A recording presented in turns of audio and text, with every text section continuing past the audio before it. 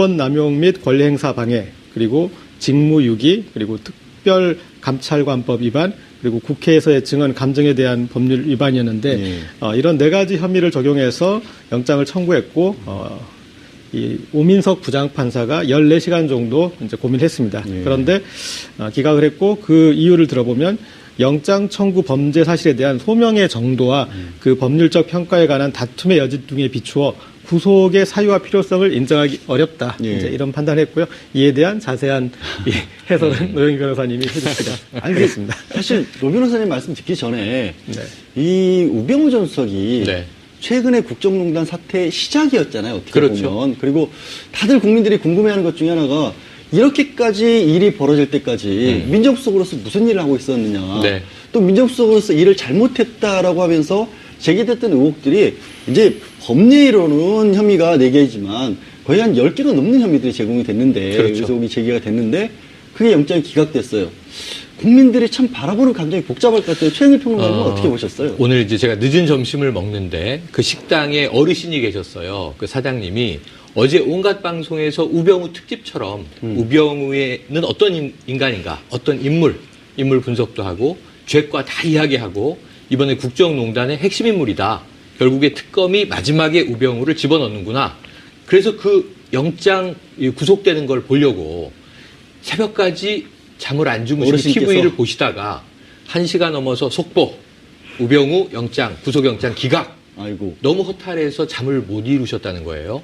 눈이 뻘개지셔가지고 이제 식당 일을 하고 계신데 그 이야기를 들으면서 참 짠하고 안타깝고 제 심정도 다르지 않고 적어도 다수의 국민들이 오늘 그런 하루, 진눈깨비를 맞으면서 우중충한 하루를 보내셨을 거란 말이에요. 최 평론가님도 그러면은 영장이 발부될 걸로 기대를 하셨던 거예요? 사실 저는 어제 냉정하게는 반반이라고 생각을 했고요.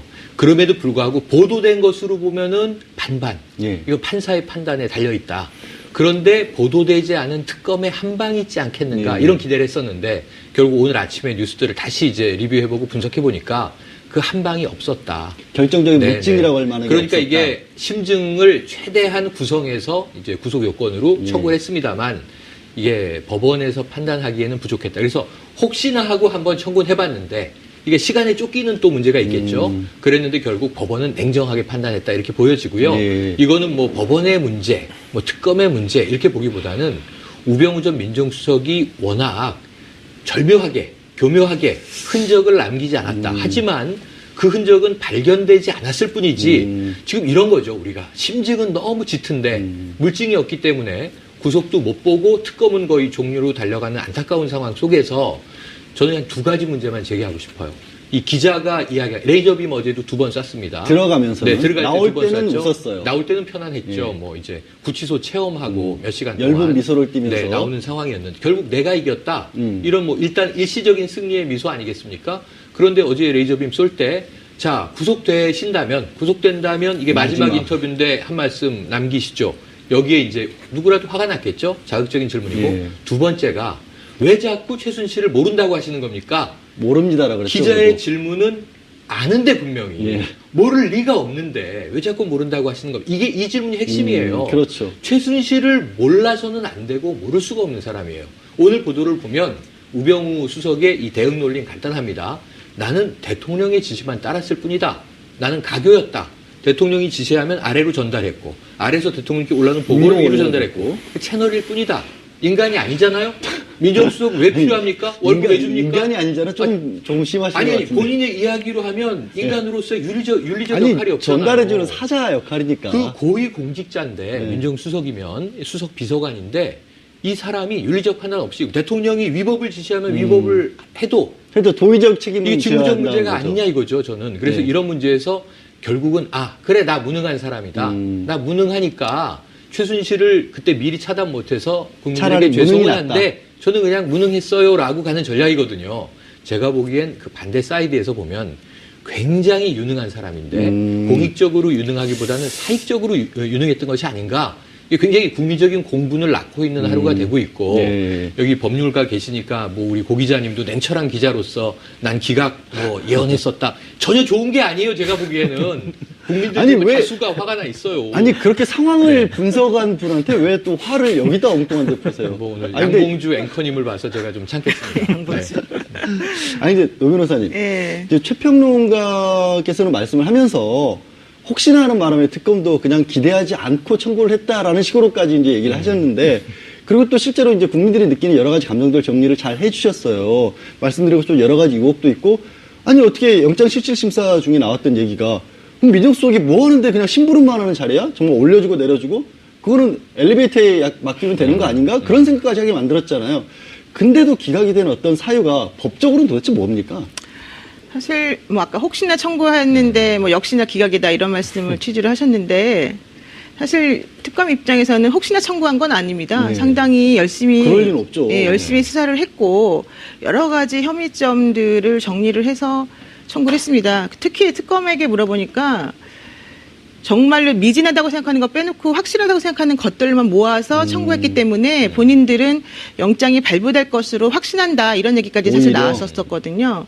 그랬는데 이제 제가 봤을 때는 이거는 특검의 잘못이라기보다는 민정수석이라고 하는 그분의 직책과 관련되어 있는 본질적 한계다 이런 생각합니다. 왜냐하면 우리가 지금 여기서 가장 중점적으로 살펴봐야 될 것이 직무유기 혐의하고 권한남용 행위이거든요. 그렇죠. 직권남용. 네, 직권남용. 근데 직무유기라고 하는 것은 뭐 변호사님이시니까 아시겠지만은 적극적으로 그 직무를 안 하려고 하는 의지를 가지고 안 해야지 직무유기가 성립이 된다는 게 우리 판례 입장이거든요. 뻔히 눈앞에 보이는데 예를 들어서 경찰관이 도둑이 도망가는데 그걸 안 잡고 그냥 그렇죠. 봐줬을 때 이럴 때라는 짐짓 거잖아요. 모른 채 예. 하는 게 바로 직무유기란 말이에요. 근데 저 사람이 도망갔는데 그냥 달리기 하나 보다라고 생각해서 안 잡는 거는 잘못이 아니고 저 사람이 범인인 걸 알면서도 일부러 안 잡았다 그러면 직무유기가 되는 건데 예. 최순실 씨의 국정농단 행위를 알고 있었냐? 왜 방조했냐라고 물어보니까 아 그렇게까지는 몰랐다. 내가 미흡했다. 내 잘못이다. 이렇게 얘기를 했단 말이에요. 그러면은 그것은 본인이 무능력하다라고 하는 걸 시인하고 인정한 거지만 고의성이 없다는 거잖아요. 그러니까 적극적 직무유기가 아니라는 얘기잖아요. 그렇죠. 일부러 그런 건 아니란 거죠, 그렇다면 최소한. 일부러 그랬다는 걸 어떻게 입증하겠습니까? 솔직히 말해서. 그렇죠. 그게 최순실 씨와의 관계라도 나와줘야 그렇죠. 되는데 그런 게 예. 안 나왔죠. 그러니까 계속해서 일부러 모른다고 부인했고 또 사실은 아마도 장모를 통해 만약에 안다면 장모를 통해서 계속 연결을 했지 직접적인 연결고리는 없었을 거예요. 그런 거 다 김장자 대비해서 회장을 통해서 연결이 예, 예. 됐었다는 의혹은 많이 그렇죠. 언론에서 예. 그러니까 그래서 그런 식으로 생각해 보면 직무유기는 사실 성립되기가 좀 어려운 범죄인데요. 네. 두 번째로 직권남용은요? 직권남용에 대해 설명을 해보면 민정수석이라고 하는 사람의 역할이 과연 무엇이냐를 정리를 해봐야 돼요. 민정수석의 권한이라고 하는 게 어느 범위까지이고 구체적으로 어떤 일을 하는 사람이냐를 생각해 보면 민정수석이라고 하는 것은 대통령을 보좌해서 사정기관을 다 이렇게 감시하고 감사하고 본인이 보기에 잘못된 게 있으면 인사적으로 뭔가 절차를 취하는 그런 그렇죠. 위치에 있는 사람이지 않습니까? 민심도 들어보고 예, 예. 그 주변에 뭐 잘못한 일 없는지도 다 체크하고 그렇습니다. 있고 평소에. 그러니까 그러다 보니까 이러이러한 사람들에 대해서 내가 사정했고 내가 확인했다. 여기까지 다 나와요. 그렇지만 내 권한 범위 내에서 이 사람이 이렇게 돼서 문제가 있는 것 같고 대통령 뜻에 안 맞는 행위를 하는 것 같아서 여기에 대해서 조치를 좀 취하라라고 했다고 해서 그게 어떻게 권한 남용이 되느냐는 거죠. 아니 근데 문체부라든가 문체부 인사라든가 아니면은 저기 외교부 같은데 압력을 직접적으로 행사를 했다라는 진술 같은 것들도 언론을 통해서 알려졌잖아요. 그게 그것도- 바로 대통령의 뜻이라는 거잖아요. 아 대통령의 뜻이니까. 예. 근데 그 얘기를 많은 분들이 그것도 궁금해하세요. 근데 오늘 얘기 나온 것 중에 박근혜 대통령이 지시한 것이다. 청와대에서는 대통령 말씀이 법이다. 네. 저도 그 얘기는 사실 같은 어떻게 법조인으로서 되게 충격적이었는데 그게 사실이라고 해도 사실 불법을 지시하면은 그걸 따랐다고 하면 그게 핑계가 될 수 없잖아요. 대통령이 나쁜 일을 시키는 줄 뻔히 알면서 그걸 민정수석이 그냥 따랐다는 게 면책을 될 수는 책임을 벗어날 수 있는 건 아니잖아요. 그렇죠. 우리가 법에 무지하다고 해서 어떤 법을 위반하는 행위를 한 사람을 용서해 줄 수는 없는 거잖아요. 그와 마찬가지로 상관이 부당하고 불법적인 지시를 한 것을 알면서도 그 지시를 따랐을 경우에는 그 지시를 따른 그 사람도 원래는 처벌되어야 된다는 게 바로 우리 그렇습니다. 법의 예. 입장입니다. 그렇기 때문에 사실 우병우 수석과 같이 변명하는 것은 타당하지 않아요. 그러나 아까 제가 말씀드린 것처럼 민정수석이라고 하는 사람의 위치나 권한 범위가 너무 넓고 애매하고 추상적이기 때문에 본인이 난 여기까지가 내 업무 범위라고 생각을 했다. 이렇게 하는 것에 대해서 절차적으로 하자가 없었다라고 얘기를 한다면은 그게 어떤 면에서 하자가 있었고 어디까지가 권한 남용인지에 대해서 명백하게 특검이 밝혀줘야 되는 거예요. 법적으로 소명을 하기에는 좀 부족했다라는 그렇죠. 바로 그런 그거죠. 지금이 있는 말씀들이 거죠. 좀 추상적이라서 끼어들면 예. 똑같이 난 대통령이 시킨 일만 했습니다. 안종범 전 수석, 김종 전 문체부 차관 왜 구속돼 있나요? 정호성 전 비서관은 대통령을 18년간 모셨고 청와대에서뿐만 아니라 최순실과 직접 통화도 하고 아는 사이고 이 자료를 유출하고 한 게 있어요. 그러니까 공무상 기밀 유출이 해당되잖아요. 물증이 그런데 있었잖아요, 거기서는. 예를 녹취록이라는 게 있었고, 뭐 노트북이 나간 게 있었고. 근데 지금은 물증이 없었어요. 그 부분 지적하시려고 하시는 건가요, 그러면? 아니요. 안종범 전 수석과 김종 전 차관이 최순실과 관련이 있었다. 뭐 호텔에서 만났다. 대기업 출연을 위해서 재단을 만들고 그리고 정경련을 통해서 기업을 압박하고 하는데 관여했다는 건 추후에 나왔는데 이 사람들은 초기에 바로 구속이 돼서 구속 수사를 받으면서 새로운 사실이 계속 나왔단 말이에요. 그럼 이분들도 처음에는 구속을 결정할 때 특검 초기에 제가 보기엔 이게 참 한국 사회에서 물리적으로 항상 집권 초기에는 언론도 눈치를 보고 사정기관도 눈치를 보고 그 대통령의 문제가 좀 있어도 그걸 안 보려고 애를 쓰잖아요. 힘이 빠져서 권력 후반기로 가면은 이제 조그만 비리가 터지면은 권력형 비리로 문제가 터지지 않습니까? 이런 걸 가지고 지금 자꾸 일명 태극기 집회나 헌재에서 대통령 대리인 측이 역대 정권 봐라 비리 없었던 이 정부가 어디 있냐 이런 얘기를 한단 말이에요. 그런데 이 사건은 완전히 전 좀 본질이 다르다고 보는데 그런 상황에서 지금 제가 보기엔 안종범, 김종 이런 공직자들, 청와대에 있었던 수석들 이렇게 보면 민정수석에게 훨씬 많은 책임이 있어요. 아까 말씀하신 대로 직무유기는 고의성이 있어야 한다. 최순실이 지금 청와대를 드나들고 대통령과 통화를 한 게 수백 차례가 드러나고 있는 거 아닙니까? 근데 이게 안 보고 안 잡은 게 똑같은 거 아닙니까? 근데 사실은? 그 부분이 이제 아까 이제 노영희 변호사님께서도 설명을 해주신 부분인데 안종범 전 수석 같은 경우에는 직접적으로 본인이 나서서 재단 모금 활동을 했었잖아요. 그런 것들이 다른 사람들도 안종범 수석을 만나서 얘기를 들었다는 진술이 나왔고 본인도 그걸 관여한 걸 인정을 했고 그다음에 정호성 전 비서관은 다 이메일을 통해서 공무상 기밀 같은 걸 다 유출한 게 물증이 나왔잖아요. 그런데 이 우병우 전 수석 같은 경우에는 그런 식의 증거 내지는 뭐 예를 들어서 사인을 해서 서류를 만들어 가지고 이 사람 뭐 저 징계해라 이런 게 없었다는 얘기를 이제 노 변호사님 하신 거고 제가 몇 가지만 말씀을 들어보면 그럴 만한 권한이 있었다라는 겁니다. 그러니까 그거를 민정수석이기 때문에 원래 그렇게 할 수 있는 일이라는 거를 것과 원래 그렇게 할 수 있는 일인데 도가 좀 지나쳤네를 법적으로는 명확하게 선을 나누기 어려웠다는 거예요. 제가 하나만 말씀을 드릴게요. 지금 우리 양 변호사님 말씀하시는 것 중에 이제 증거가 없다, 물증이 없다, 그 부분이 사실 매우 중요한데요. 어제 제가 아까 말씀드린 뭐 직무범위 이런 게 애매하다, 이런 법리 다툼의 문제인 것이고, 지금 말씀하시는 부분은 소명이 부족하다는 부분과 관련된 내용이었거든요. 근데 이제 이런 얘기가 있습니다. 그 특검에서 수사를 할 때, 예를 들면은 특별감찰관법 위반의 혐의에 관련해서 하나만 설명을 제가 드리면은요. 특별감찰관실에서 이석수 특별감찰관이 사표를 내고 나왔습니다. 그러니까 그 밑에 있던 그 별정직 공무원 6분인가요? 네. 이제 그분들이 언제까지 이 임기가 남아있는데 언제까지 계속해서 있을 수 있는지에 대해서 좀 의문이 있었지 않습니까? 당연히 이제 그 규정한 대로 뭐 2년을 생각하고 있었었는데 우수석 쪽에서 나갔으니까 감찰관이 나갔으니까 당신들도 나가야 된다라고 이제 퇴임을 막 종용했단 말이에요. 그러니까 이분들이 안 된다라고 버텼어요 처음에. 그러니까 이건 이제 확실하지 않습니다. 그렇지만 이제 제가 아는 범위 내에서 그러니까 그분들의 예산을 그분들이 사용하는 사무실이라든가 건물 전화 이런 것들을 일을 못 하겠다는 거 아니에요? 그런 것들을 누가 비용을 대주냐면 법무부에서 예산을 받아가지고 하는 곳이란 말이에요. 그러니까 법무부에서 예산을 끊었다는 거예요. 그러면 임대료가 밀리지 않습니까? 전화비를 못 내지 않습니까? 임대료 전화비가 밀리니까 이 6분이 못 버티고 그러니까 그게 국민들이 보도가 되는데 그거를 국민들은 아니 그러니까 네, 제가 잠깐 말씀드릴게요. 그러니까 못 버티고 본인들이 사비를 털어서 임대료도 내고 전화비도 내고 나와버렸어요.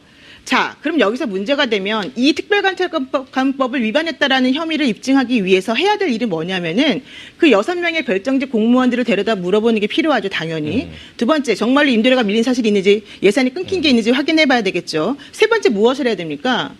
법무부나 검찰이나 예산을 지원하는 쪽에서 정말로 일부러 끊었는지를 확인해야 되지 않겠습니까?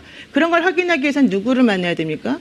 검찰이나 법무부 관계자들을 만나서 확인해 봐야 되는 거잖아요. 그런데 그런 곳에, 즉 법무부나 검찰이나 이런 쪽 사람들에 대한 조사가 제대로 이루어지지 않았다라고 하는 거였습니다. 그러니까 말하자면 입증을 한답시고 했지만 결과론적으로는 반쪽밖에 못했다. 그게 바로 이 소명이 부족했다라고 하는 것에 대한 근거가 되는 것이었거든요. 그러니까 그런 식이라는 거죠, 말하자면. 네, 근데 근데 이게 지금 이제 잠깐만요. 네. 예. 아니 지금 말씀하신 건 이해가 가요. 그리고 또 어떤 부분이 있냐면 다른 분과 달리 이 검찰이나 이런 데로 수사하기가 어려웠던 부분이 있을 수 있는데 제가 고 기자님한테 그 한 가지 여쭤보고 싶은 게 네. 우리 그 최순실 씨 포스트잇 보도가 있었잖아요. 그러니까 인사 검증 자료를 민정수석실과 보내라. 왔다 갔다 봤었다. 예. 그런 부분들에 대해서는 나온 것들이 있었지 않습니까? 그런데 이제 그것도 보낸 측에 있지만 받은 쪽에서 받은 쪽도 증명이 있어야 되는 거잖아요. 민정수석실에서 받았다. 네. 그러니까 나는 받은 적이 없다라고 했을 때 그 포스트잇만 가지고 받은 걸로 간주하기는 이제 쉽진 않았을 것 같고요. 저는 이제 좀 더 어떤 근본적인 차원에서 왜 우병우 전 수석이 다른 피의자들과 달랐느냐 하는 부분에 저는 그렇게 생각합니다. 아까 안종범 전 수석이나 김종 전 차관이나 이 집행그룹이었어요. 그러니까 이를테면은 이제 어떤 합법을 가장한 범죄를 집행하는 입장에 있던 그 사람이었는데. 일을 직접 뛰는 사람들이었다는 그렇죠. 거고. 근데 저는 우병우 전 수석의 역할을 제가 간주하기로는 기획그룹이라고 생각합니다. 이 어떤 그것은 이제 어떻게 비유할 수 있냐면 지금 최순실 씨가 이 독일에서 삼성의 돈을 이렇게 받아내는 과정을 보면은 그 뒤에 나중에 이 최순실 씨의 숨은 이제 어떤 금고지기도 나오고 어떤 식으로 그들이 이렇게 이 판을 짜는지 그런 걸 알 수 있는 삼성물산 출신의 그 고려대 그룹들 그게 이제 그들이 유재경 미얀마 대사가 드러나면서 그들의 존재가 알려지고 저들이 이것에 대해서 어떤 식으로 이 페이퍼 컴퍼니를 사서 회사를 만들어서 삼성의 지원을 받아가서 어떤 식으로 할지 저들이 그렸겠구나. 최순실 씨는 러프하게는 어떤 그런 것을 구상할 수 있겠지만 그걸 실제 실행할 때 어떤 그 기획그룹이 그런 차원이 있지 않습니까? 이제 그런 역할을 제가 봤을 때는 우병우 전 수석이 청와대 내에서는 그렇죠. 최순실 씨를 지원해주기 위해서 우병우 전 수석이 기획을 했기 때문에 네. 그러니까 쉽게 우리 뭐 무슨 범죄 영화 같은 거 보면 보스는 팔짱 끼고 있고 밑에서 일하는 사람 따로 있잖아요. 그러니까 예. 지금 팔짱 끼 보스 정도로 보시는 거예요. 그렇죠. 우병우 그 전 보스 수석은? 옆에서 귓속말하는 사람이죠. 그러니까 우병우 전 수석이 들어가는 상황이 이제 세월호 국면에서 어떤 이 대통령이 좀 코너에 몰렸을 예. 때 어떤 그 스핀닥터 역할로 해서 이제 들어갔는데 저는 그 상황에서도 이미 밖에서 조언 그룹으로 활동을 했다고 생각합니다. 그러니까 그래서 가장 이 상황을 이렇게 잘 헤쳐나갈 사람이구나 해서 들여와서 그러고 보니까 정윤회 문건 때 능력을 증명하니 그래서 이제 수석까지 올라간 거지 않습니까? 민정비서관에서 수석으로 올라간 또 그런 말씀하신 예. 그 정윤의 문건 사항을 잘 해결해냈다는 것을 인정을 받았고 그렇죠. 그리고 이 안종범 전 수석의 이렇게 업무 수첩에 보면은 이제 그 뒤에 특히 이게 이제 문제가 되고 그러니까 작년 이 말 상황에서 보면은 어떤 이제 이 보도가 이렇게 나왔으니 이런 식으로 대처해라 그러면서 대통령 지시사항으로 나오는 게 있는데 그것은 대통령이 구상한 내용은 아닌 것 같고 누군가 그것에 대해서 기획을 한 어떤 법률적 대처 방식인데 그것에서도 이제 우병우의 향기가 좀 진하게 느껴졌고요. 그래서 아니 근데 기자님이 그렇게 말씀을 하시면 또 보시는 시청자분들께서는 예. 결국 브레인이 우병우였다는 얘기 아니냐. 근데 예. 또 왜 영장은 기각됐냐라는 얘기를 하면서 네. 두 번째로는 지적하신 것처럼 결국 이 모든 고리가 모아지는 게 또 최순실인데 그 최순실과 또 그 연관이 있다는 얘기가 형사재판에서 나왔어요. 이 부분은 이제 노 변호사님께 제가 여쭤볼게요. 최철 전 문체부 장관 전체 정책보좌관이 우병우 최순실 친분이 있다는 얘기를 다른 데도 아니고 형사재판에서 얘기를 했어요. 근데 이게 영장실질심사에서는 영향을 못 끼친 거죠, 결국에는. 그렇죠. 제가 이제 간단히 하나 말씀드리면 아까 말하다 말았는데 특별감찰관실 관련해서 검찰이나 법무부가 관련되어 있다라고 하는 말은 사실은 검찰이나 법무부에서는 공식적으로는 부인을 했습니다. 그러니까 그건 확인되지 않았으니까 그렇게 오해는 없으시길 바라고요. 네. 지금 이제 말씀하신 그 관련된 내용 최철 전 보좌관이 고영태 씨로부터 들었다는 말을 지금 본인이 전달을 하는 거예요. 최순실 씨한테 들었는데 너에 대한 감찰을 하고 있다더라. 그래서 자기가 깜짝 놀라서 그런 거를 어떻게 알았냐 최순실 씨는 이렇게 물어보니까 민정수석실로부터 그런 정보를 항상 듣는다고 하더라. 이제 이런 얘기였거든요. 물론 뭐 이제 잘 아시겠지만은 민정수석실에서 듣는다고 한다고 해서 우병우 전 수석이 직접 얘기를 직접- 해줬다는 뜻은 아니잖아요. 그렇죠. 또 하나는 형사재판에서는 이제 전문 증거의 법칙이라고 해서 다른 사람이 얘기한 예, 거라니까. 고영태로부터 들었다는 얘기니까 고영태가 그 말을 해주면은 최철 전 보좌관의 말을 뭐 믿을 수 있는 걸로 보겠지만 또 역시 고영태 말이 맞게 되려면 또다시 최순실 씨가 그런 말을 했다라고 하는 거를 얘기를 해줘야만 되는 거예요. 그러니까 되게 캐다 보면은 여러 가지가 나와서 사실은 그거 자체로는 그렇게 큰 의미 있는 증언은 아니었다라고 하는 게 법원에서 판단한 내용이죠. 예. 최평론가님. 네. 그럼 이제 특검 어떻게 해야 돼요? 우전석 이대로 그냥 넘어가야 돼요? 저는 아까 이제 말씀하신 이야기를 종합컨대, 자, 우병우 전 민정수석이 무죄거나 여기서 아무런 혐의가 없다는 게 밝혀졌다 이게 아니라 네. 구속의 사유를 인정하기에는 소명이 불충분했다. 그러니까 그렇죠. 지금은 증거가 좀 불충분하다. 판사를 설득시키지 뭐 못했다. 정황 정보라든가 뭐 간접 정보들은 있고 그랬을 개연성은 있으나 확실하게 법원이 자, 잡아놓고 수사하시오 하기에는 뭔가 좀 비어있는 구석이 있어서 그것을 인정 못하겠다는 게 법원의 기각이잖아요. 이게 유무죄 재판 판결이 아니고 구속영장에 대한 기각이잖아요. 일단 끝난 건 아니죠. 그리고 끝난 게 아니라 저는 이게 특검은 여러 번 겪고 있는 일입니다. 최경희 전 이화여대 총장, 전 총장 누가 봐도 이게 수장인데 교육농단에 그 사람만 안 걸리고 뭐 류철근 교수부터 남궁건 입학처장, 김경숙 전 학장 다 구속됐잖아요. 왜 총장이 빠지지? 근데 결국은 보강 수사를 했더니 그때도 어떤 증거가 있었냐면 전 학부모로 2번밖에 안 만났어요. 이렇게 본인이 얘기를 했는데 사실은 2016년도에만 20여 차례 전화 통화한 게 나왔잖아요. 밖에서도 만났다. 네, 그러면은 이게 뭐 간접적으로 밖에서 만났다. 또 나중에 나온 증거도 있고. 근데 이게 보강이 되니까 구속이 되잖아요. 삼성 이재용 부회장도 대가성 없었다. 강요에 의해서 우린 돈 냈다라고 했다가 보강 수사를 3주 정도 하니까 결국 구속이 되잖아요. 저는 우병우 전 민정수석도 보강 수사에 의해서 나올 게 많다. 지금 너무 이 의혹스럽고 궁금한 게 많다고 봐요. 근데 시간이 없잖아요. 특검 28일까지 문제는 끝나는데. 그겁니다. 지금 이제 오늘 다 갔고 6일 남았습니다. 내일부터. 6일 동안 뭘 더 찾아낼 수 있겠네요. 쉽지 않은 상황이죠. 왜냐하면 나머지 전체를 마무리해야 되니까. 그렇다면 여기서 30일이 추가된다면 그래도 우병우 전 수석에 대한 수사를 보강할 가능성에 시간과 자원이 확보가 되는데 그렇지 않다면 저는 우 수석은 구속 안 된 상태에서 검찰로 넘어가게 되는데 여기서 많은 국민이 우려하는 게 뭐냐면 다른 피의자와 또 달라요. 이 사람은 검찰 소속이라는 겁니다. 우병우 라인? 문제가. 우병우 라인의 우병우 사단이라고 부르죠. 근데 우병우 사단이 검찰만이 아니라 초기에 여러 가지 이야기가 보도됐던 바를 그냥 대략 정리하면 사정당국을 장악한다 그랬을 때 사정당국이 뭐예요? 검찰이 핵심이지만 경찰력도 있죠. 국정원도 있고. 국정원도 있죠. 국세청도 있죠. 거기에 군인사 개입설까지 나왔었습니다. 그렇다면 우리나라에서 힘 있는 공권력은 다 장악을 한 거 아니냐. 그렇기 때문에 청와대에서 개인비리 의혹이 이 재단 게이트로 이게 터져서 최순실의 등장과 더불어서 민정수석이 기획자다. 우리가 이야기했던 대로 다 기획자로 등장했던 그림자예요. 우병우 그림자가. 그런데 그 사람을 구속시키지 못한 상태에서 특검은 종료된다. 많은 국민들이요. 이제 역공을 걱정하는 시나리오로 접어든 단계라고 제가 보시면 한마디만 예, 노 변호사님이 하실 말씀 있으신 것 같아요. 지금 최평론가님 말씀처럼 연장이 되면 참 좋겠고 연장이 되어서 우병우 수석에 대한 보강 증거나 보강 수사가 더 이루어지면 참 좋겠는데 제가 봤을 때는 특검 연장이 된다 하더라도 우병우 수석에 대해서는 더 이상 나올 게 없어요. 특검법에 관해서는 지금 제기된 직권남용이나 직무유기는 네. 왜 그러냐 하면 사실 특검에서 우병우 수석을 제일 맨 나중에 이 사람을 불러서 지금 소환을 해서 조사를 했고 19시간 만에 영장을 청구하지 않았습니까? 그랬는데 처음에 특검이 출범할 때 뭐라고 했냐면 김기춘 전 실장하고 우병우 전 수석이 가장 어려운 수사 대상이다라고 그랬죠. 말했어요. 네. 이미 그분들에 대해서는 법리적으로든 여러 가지로 빠져나갈 구멍이 너무 많기 때문에 특검에서 하기 힘들다는 걸 스스로 알고 있었다는 게 첫 번째고요.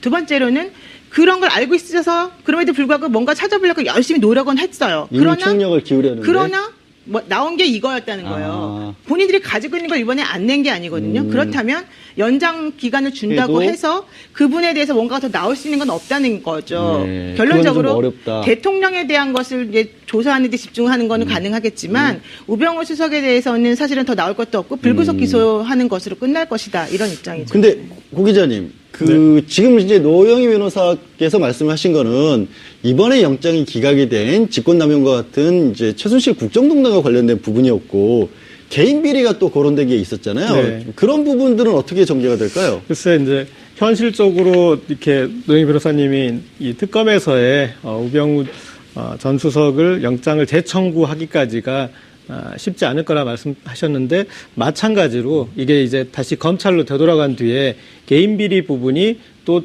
처벌을 받기까지가 쉽지 않을 것 같은. 근데 의혹이 많잖아요. 예, 몇 가지만 좀 정리를 좀. 예, 일단은 근데 이제 거기에 앞서서 지금 이제 이 기각까지 가는 상황에서 보면은 저는 이 우병우 전 수석 건이 전체 최순실 박근혜 국정농단 사건에서 약간의 좀 별책부록적인 성격인 것 같아요. 그러니까 무슨 얘기냐면 기존에 이제 안종범 전 수석이나 여러 사안들은 그 핵심 사안에서 바로 걸쳐 있고 바로 연루자들이고 그래서 핵심 사안을 수사하면서 같이 수사가 될 수밖에 없는 사안인데 우병우 전 수석은 좀 더 약간 개별적으로 동떨어져 있고 또 사안 하나하나들이 또다시 또 동떨어져 있어서 사실은 특검이 우병우 전 수석을 완전 정조준해서 그거 하나하나를 아까 말씀하셨던 그 복잡한 과정들을 다 디벨로핑을 했어야 되는데 그렇게 하기에 제가 봤을 때는 물리적으로 쉽지 않지 않았나. 그리고 어떤 지금 삼성 이재용 부회장을 지금 영장을 이렇게 받아들여졌는데 그런 큰 숙제들을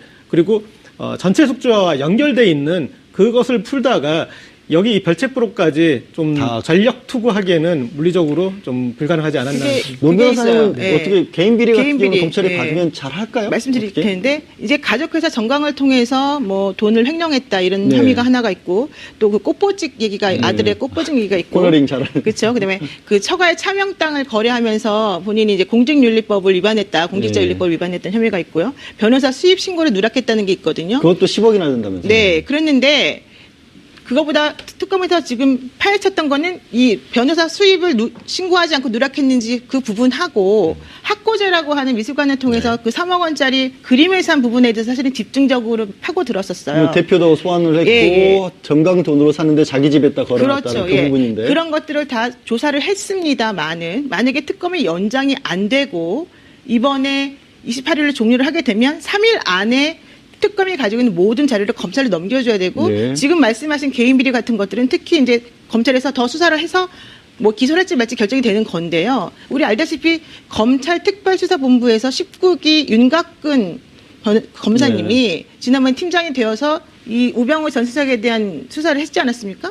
근데 결과물이 사실 거의 없고 휴대전화도 비었고. 네, 대부분의 경우는 전부 다 무혐의 처리를 했습니다. 네. 그렇다면 검찰에서 한 번 무혐의 처리했던 것에 대해서 새롭게 또다시 할 리는 없죠. 그렇지 않습니까? 그렇죠. 뒤집을 리가 없죠. 네, 게다가 자기들이. 특검에서 말한 그 3억 원짜리 그림 같은 경우에도 그 시기에 세월호가 일어나고 5월 달에 민정 비서관으로 우리 우병우 전 수석이 취임을 하고 그림을 산 게 6월인가 7월이라는 얘기예요. 그런데 갑자기 3억이라는 돈을 투자해서 그림을 샀는데 걸어내는 것도 아니고 정강이 창고에 놔뒀다 이런 얘기였거든요. 그렇다면 왜 그러냐 의문이 들죠.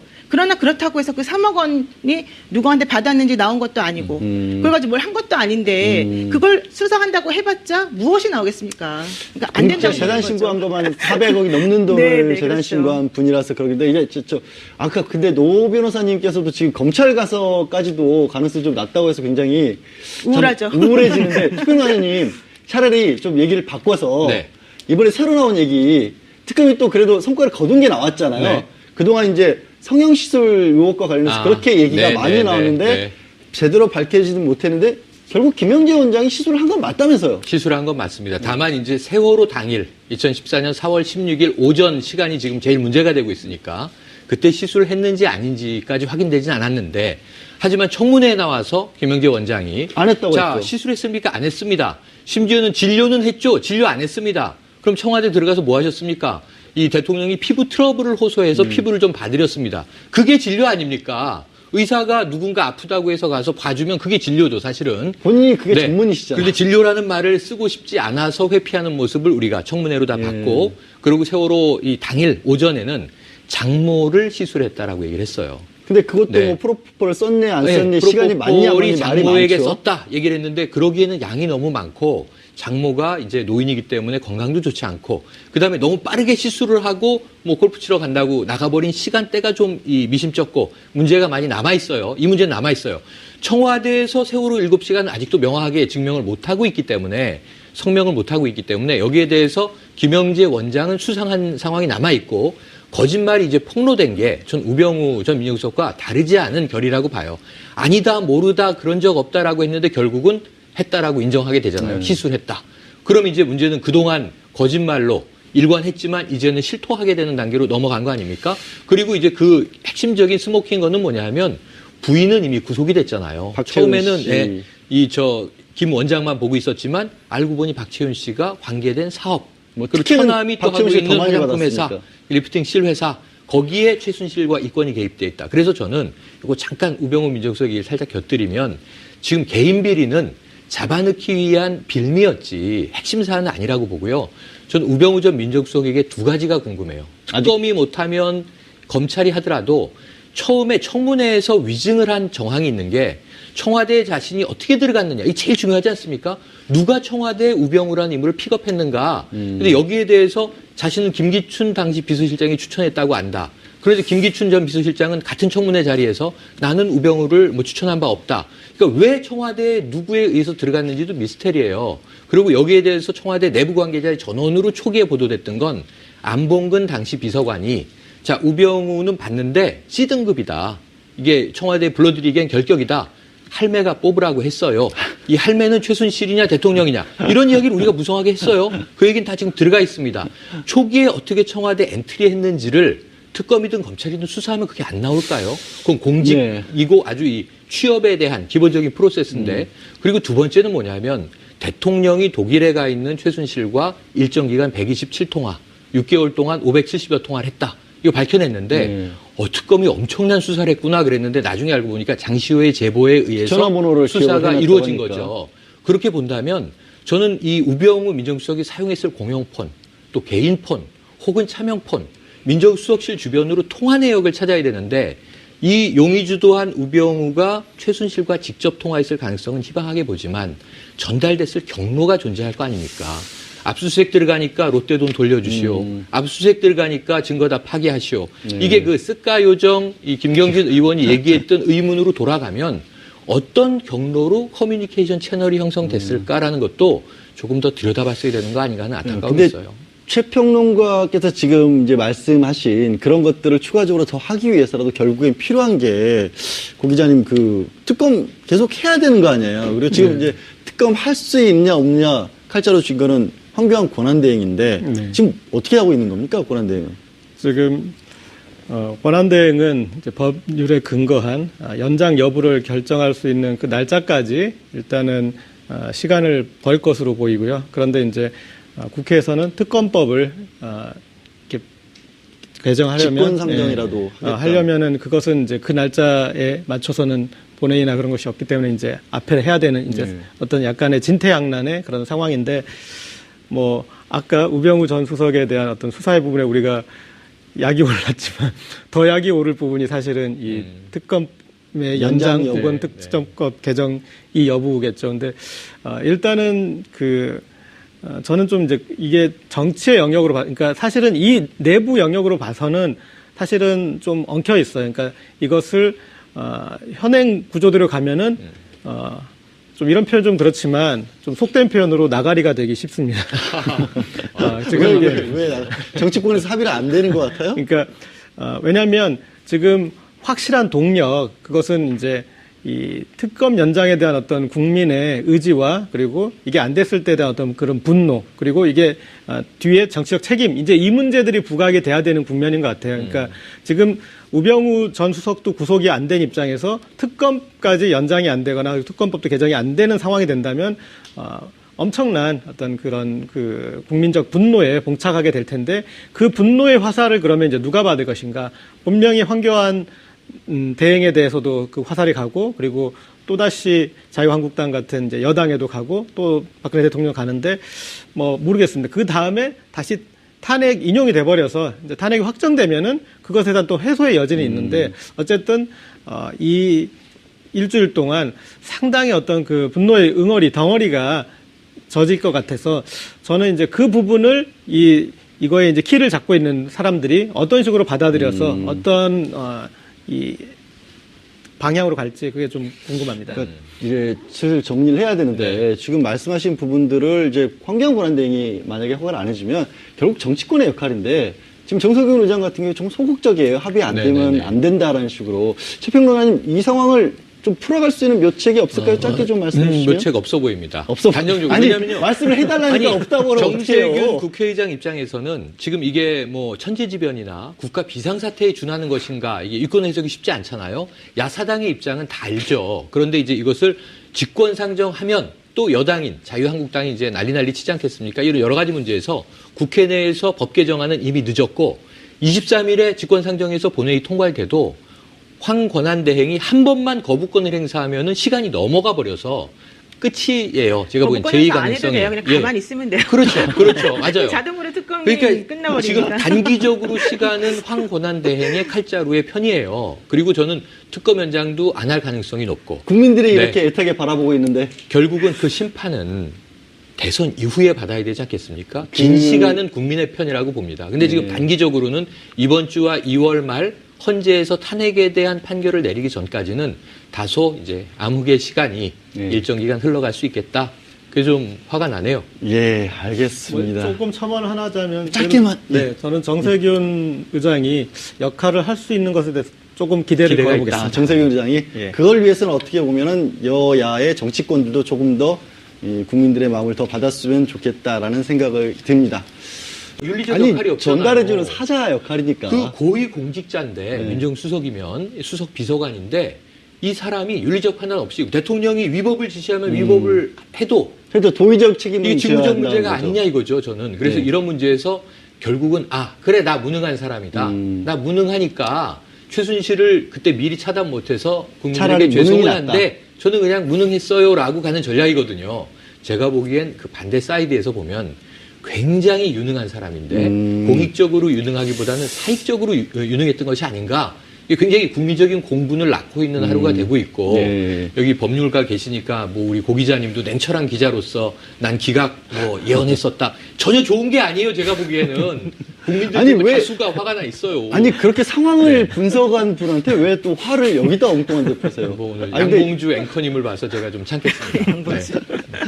아니 근데 노 변호사님, 예. 이제 최 평론가께서는 말씀을 하면서 혹시나 하는 바람에 특검도 그냥 기대하지 않고 청구를 했다라는 식으로까지 이제 얘기를 하셨는데, 그리고 또 실제로 이제 국민들이 느끼는 여러 가지 감정들 정리를 잘 해주셨어요. 말씀드리고 좀 여러 가지 의혹도 있고, 아니 어떻게 영장실질심사 중에 나왔던 얘기가 그럼 민정수석이 뭐 하는데 그냥 심부름만 하는 자리야? 정말 올려주고 내려주고 그거는 엘리베이터에 맡기면 되는 거 아닌가? 그런 생각.권 남용 및 권리 행사 방해, 그리고 직무유기, 그리고 특별 감찰관법 위반, 그리고 국회에서의 증언 감정에 대한 법률 위반이었는데 이런 네 가지 혐의를 적용해서 영장을 청구했고 이 오민석 부장판사가 14시간 정도 이제 고민했습니다. 그런데 기각을 했고 그 이유를 들어보면 영장 청구 범죄 사실에 대한 소명의 정도와 그 법률적 평가에 관한 다툼의 여지 등에 비추어 구속의 사유와 필요성을 인정하기 어렵다. 이제 이런 판단을 했고요. 이에 대한 자세한 이 해설은 노영희 변호사님이 해주시기를